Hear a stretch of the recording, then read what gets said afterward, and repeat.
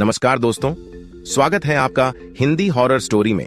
हमारी कहानी काल्पनिक और सत्य घटना पर आधारित हो सकती है, मगर हमारा उद्देश्य किसी की भावनाओं को ठेस पहुंचाना अथवा अंधविश्वास फैलाना नहीं, बल्कि आपका एंटरटेनमेंट करना है। इसलिए अगर कोई गलती हो जाए तो उसे इग्नोर करें और हमारी कहानी के साथ आगे बढ़ें। धन्यवाद। आप सुन रहे हैं रहस्यमय किताब। खिड़की से बाहर आने पर वह देखता है वो किसी कॉरिडोर में आ गया है। वह बाहर निकलने के लिए भागता है।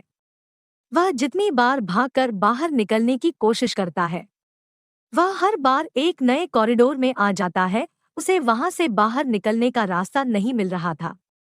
तभी उन भूतों की आहट उसे सुनाई देती है और वह भागकर एक रूम में चला जाता है जिसमें बिल्कुल अंधेरा था। अंधेरे में उसका पैर नीचे पड़ी एक टूटी हुई बेंच से टकराता है। वह आगे की तरफ गिरता है। वह वहीं नीचे गिरे पड़े ही देखता है कि बहुत सारी सीट और बेंच एक साथ एक ही जगह मलबे की तरह इकट्ठा रखी है। वह उठकर आगे जाता है तो देखता है उस मलबे के पीछे कुछ सीट बेंच लगी हुई है, जो मलबे के ऊंचे ढेर के कारण दूसरी तरफ से दिखाई नहीं दे रही थी। अनिकेत वही एक बेंच के नीचे जाकर बैठ जाता है। अब रात के लगभग 3 बज चुके थे। अनिकेत की आंखों पर नींद इस कदर हावी थी कि उसे कुछ समझ नहीं आ रहा था। सारा दिन ट्रेवल करने के बाद अनिकेत को थकान उतारने के लिए आराम की जरूरत थी, लेकिन अनिकेत आराम करने की बजाय यहाँ आ गया था। वह वहीं बेंच के नीचे बैठकर आराम करने लगता है। कुछ देर में उसे नींद आ जाती है। मुश्किल से 20 मिनट ही बीते होंगे, फिर उन भूतों का झुंड उसे ढूंढता हुआ यहाँ इस स्क्रैप रूम में भी पहुँच जाता है।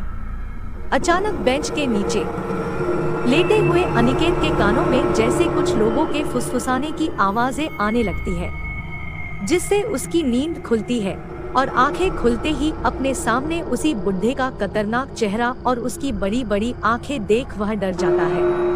वह बूढ़ा आदमी बेंच के नीचे झुककर उसे मुस्कुराते हुए दूसरी तरफ जमीन पर लेटे अनिकेत को देख रहा था। उसे देख अनिकेत एक झटके से उठता है। तभी बेंच के नीचे का हिस्सा उसके सर में जोर से टकराता है।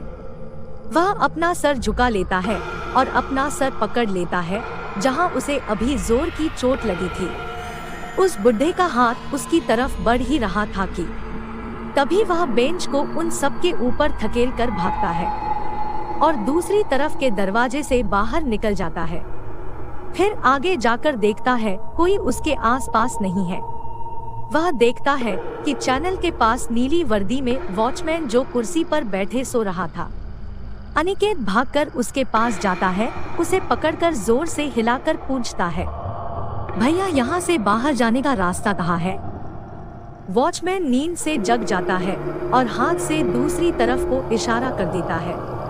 अनिकेत बहुत तेजी से उस तरफ भागता है। सभी कॉरिडोर एक जैसे दिख रहे थे। उसे समझ ही नहीं आ रहा था कि वह किस तरफ से बाहर निकले।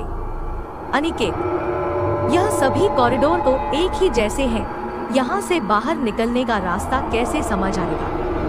अनिकेत मन में ही यह सब सोचते हुए कॉरिडोर के दीवारों, दरवाजों और खिड़कियों को देखते हुए आगे भाग ही रहा था कि उसकी नजर सामने पड़ती है जहां उसे एग्जिट का बोर्ड दिखता है और वह बहुत तेजी से उस तरफ भागने लगता है। तभी अचानक उन भूतों का झुंड सामने एक साथ खड़ा देख वह चौंक जाता है और भागते हुए कदमों को रोककर अनिकेत पीछे की तरफ हटता है। सभी कुछ न कुछ हाथ में लिए खड़े उसकी तरफ देख रहे थे। उस बुढ़े के हाथ में कुल्हाड़ी तो किसी के हाथ में वही बाथरूम की टूटी हुई पाइप तो कोई टीचर की पिटाई वाली छड़ी तो कोई वॉचमैन का डंडा लिए ऐसे खड़े थे कि अनिकेत आगे बढ़े और वो सब उस पर टूट पड़े।